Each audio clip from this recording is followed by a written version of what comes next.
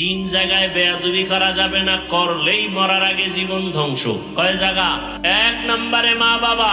মা বাবার সাথে যদি বেয়াদবি করো, কসম আল্লাহর, মরার আগে ধ্বংস। মরবি না, পাও ভাঙবে, কিডনি নষ্ট হবে, রাস্তায় পাগল হয়ে যাবি। লিখে রাখ, কথাগুলো লিখে রাখ যুবকেরা, ভালো করে লিখে ঘরের দরজায় টানা। তিন জায়গার বরদোয়া যদি নেও, জীবন মরার আগে ধ্বংস। এক নম্বরে মা বাবা, দ্বিতীয় হলো শিক্ষক। শিক্ষকের যদি বরদোয়া থাকে, লেখাপড়ার জীবন ধ্বংস। রাস্তায় চলতে গিয়া মাঝে মাঝে দেখি পাগল ইংলিশে কথা কয়, দেখছেন নি কোনোদিন? আরে ইংলিশে কথা কয় পাগল, কি আবার ইংরেজি কোচিং করে নাকি?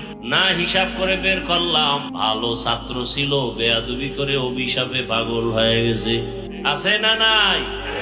অনেক ছাত্র দেখি পাগল, কিন্তু আরবিতে কথা বলে। ওই মাদ্রাসায় ভালো ছাত্র ছিল, শিক্ষকের সাথে বেয়াদবি করে পাগল হয়ে গেছে।